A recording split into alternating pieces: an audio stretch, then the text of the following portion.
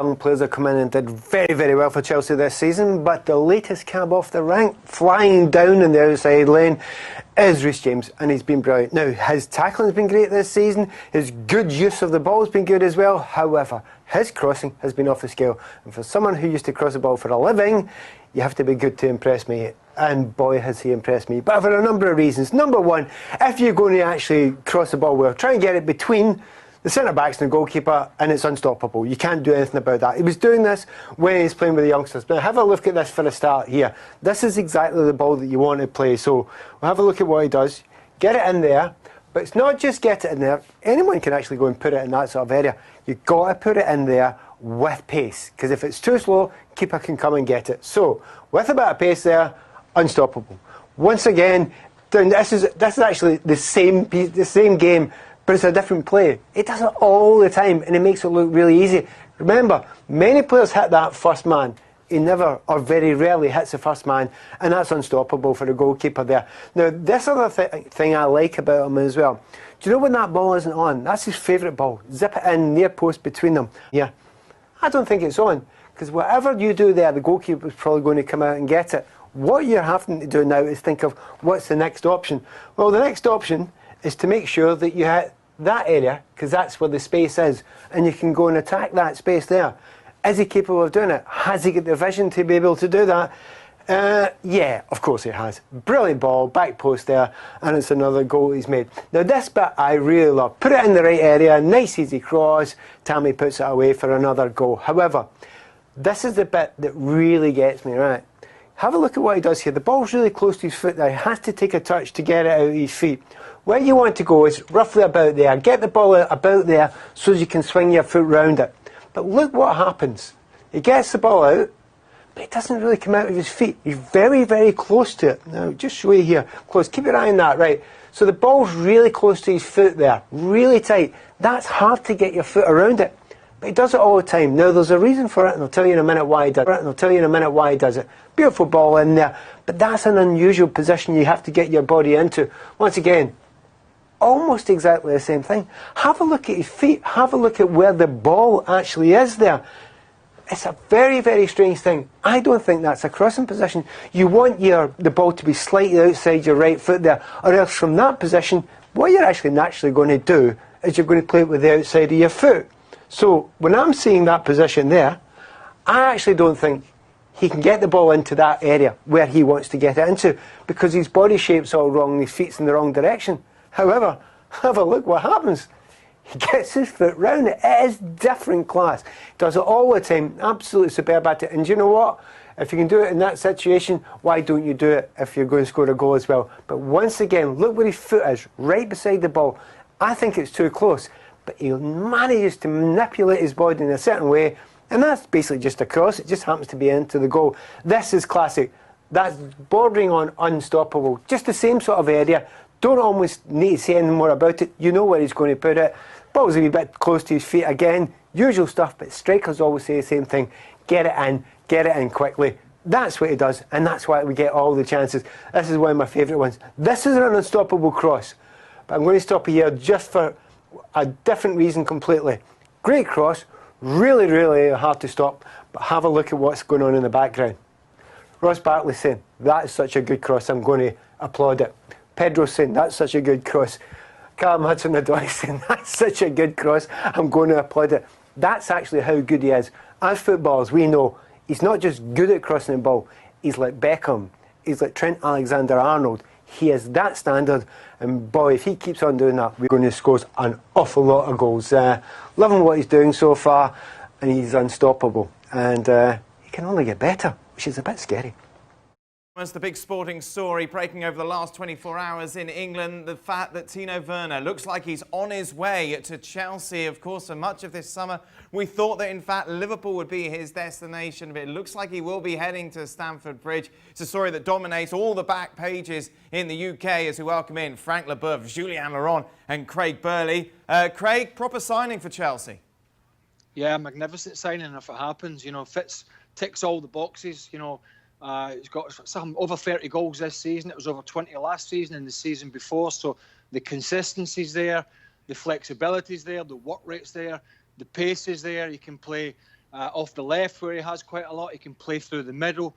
And, of course, he's a goal scorer. On top of that, he's 24, Dan. And I think that was the big thing. We talked about Chelsea's potential interest a few days ago. And Aubameyang from Arsenal, who's an excellent player.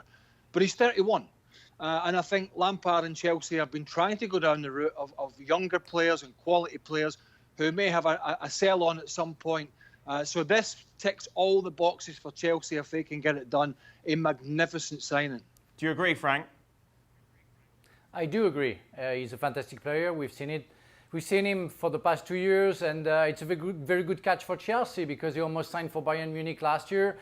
We talked about Liverpool a couple of months ago, and now he's finally fortunately, he's going to go to Chelsea, and I'm very happy about that. And he's going to give versatility in the attack, in the front line as a striker with Tammy Abraham, because Tammy Abraham is more somebody who's going to hold the ball. But when Werner's going to play, he's going to give something else to the midfielders and to the defense as well. So it's very good catch. I'm very happy. I want to see that with Ziyech on the right side, maybe Pulisic on the left side.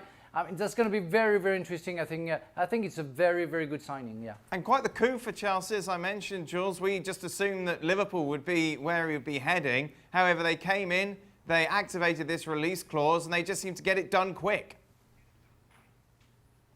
Yes, quick. That's the whole benefit of having release clause in a contract, is that if you show the money, then the player is yours if he accepts to join your club. I mean, I think Timo Werner is 100 million euro players, and Chelsea got him for 60 million, which I think is an absolute bargain for, like the boys have said, his age, his talent, his versatility, his work rate, everything. 60 million euros is fantastic. And let's be clear here, he had decided to go to Liverpool. He has spoken to Klopp a few times. The problem is that Liverpool didn't have the money. They could not spend the 60 million euros on him. RB Leipzig wanted to sell. Werner was getting a bit touchy as well about what are Liverpool doing, why have they not made a bid yet. And then when Chelsea came, he said yes, he had already met Peter Cech, who did a wonderful job in this whole story, and Frank Lampard a bit earlier in the season. And I think that when he last spoke to Lampard convinced him that that was a good project for him as well. And I really think it is. If you look at the youth in that squad, the talent in that squad, I think it makes a lot of sense for him as well. Why didn't Liverpool have the money, Jules? It's interesting. I think the pandemic has hit them hard, and let's not forget that that was a club who followed their staff. They did a U-turn and they changed their mind, but initially they were ready to furlough the whole not playing staff, which shows you that the money was clearly an issue at that time. It's a club that spent a lot of money in recent years to get the squad that they have now and to dominate English football. Yes, there were the sales of Coutinho and Luis Suarez, but they still spend a lot of money on Alisson, on Van Dijk, and many others to make the squad like it is now. And I think maybe they didn't think with the front line that they currently have that it was worth the money, if you want, to go for a fourth choice in a way, because that's what Werner, at least at the beginning, would have been. It would have been a replacement for one of the top three, and maybe for that amount of money they just didn't think that it was worth it, and that they maybe are going to target someone a bit cheaper. Jules, I think that. Sorry, Dan. Well, I think that's the point here Jules makes, and I think Liverpool clearly have the money, but it was as good as Timo Werner is, and I think he's a brilliant player. He was a non-essential player for Liverpool for the reasons Jules just touched on. So therefore, with the financial the restrictions and financial hit that clubs have taken, they're only going to spend big money if they absolutely need to. Now, Chelsea's need was more, because Tammy Abraham has done a fantastic job, but he's not a German international. He hasn't got the quality and flexibility that Timo Werner brings. And so he was an essential signing for Chelsea, and I think that's why they've pushed the boat out. Abramovic has said, OK, we'll pay the release clause because we need this player. We want to get back to the top, and he's essential for us. He wasn't essential for Liverpool, and I think that is a smart business move from them. Maybe not a smart football move, but a smart business move.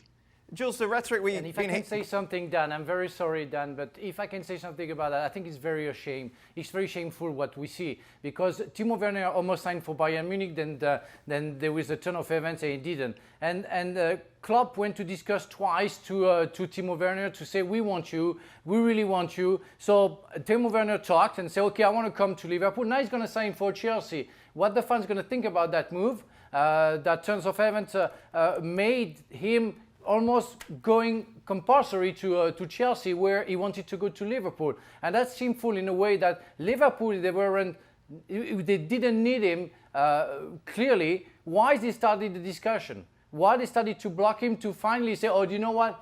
Now we don't want you anymore." That's not very a gentleman gesture, I would say. Isn't that just football, though, Frank? Yeah, it's business, but we talk about human being as well. And I never thought that Liverpool was that kind of club, that you want to block somebody before the others to get him and say that at the end, I don't want you. Is that fair? Is that normal? Especially no, you put somebody. Not true. Well, see, according to what you said, guys. But no, it's not. It's not. According to what you said, sorry, Jules, I'm very sorry. We're keen. According to what you said, that Liverpool wanted him clearly. They discussed twice to say, oh, you know, in fact, financially we can't do it. But as Craig just said after, well, they had the money, but they didn't want him because it was a first choice. And at the end of the day, decided that it wasn't be too much money for a first choice. So that's just a turn of event, a turn of reflection, a turn of thought, and that's not fair for the players. That's just what I'm saying. Even if I love Liverpool. I don't think it was too much money post-pandemic, but I think, pre-pandemic, but post-pandemic, I think they've decided it's not a smart business move. This global pandemic has shifted the focus slightly, a lot for a lot of clubs, Frank. And whilst in good faith, before all this kicked off, the financial hit that people have taken now has changed their route slightly in terms of where they want to go. Speaking of Chelsea overall, Jules, the rhetoric was Roman Abramovic is bored, he's a bit disenfranchised with our whole system, doesn't like the UK anymore. That's kind of taken a massive U-turn, hasn't it? Not just this summer, of course, spent the money on Kepa as well. That narrative's kind of dead now. Yeah, it's a bit. I mean, it's just the way you run a football club is, you know, every season could be different. He invested a lot at the beginning. He kept investing. Maybe there was a dip at some point. And now maybe he's thinking this is a good time for us. This is a good time because we've got a very talented and young squad with players with great future. If you look now with Werner at 24 and all the players below 24, it's outstanding, the talent that this Chelsea squad has. He thinks that maybe Lampard is there for a legacy. He can stay 15 years easily, 10, 15 years at this club. So maybe Abramovich is thinking, do you know what? This is the right time. Financial fair play will ease off, and we will know that very soon because of the pandemic. So if there's one summer where if you have the money when you can invest it, it's now. Clearly, also because there will be good deals to do with players maybe being sold under the value that they really have. And maybe he's thinking, do you know what? The others might not be able right now to find money to spend big. We can. So let's go and get a left back like Chilwell or like Tagliafico. Let's go and sign another forward like Werner. 60 million, as we said, it's a bargain for someone like Werner. Let's go and buy maybe a centre back. I don't know, because they will have the money to do that. A goalkeeper, similar thing. And maybe Abramovich and Marina Granovskaya as well. They're very intelligent people. They exactly know when to invest, when they can, and when maybe it's a bit more difficult. And clearly right now, they're thinking that it's a very good time for them to invest. And I think they're right.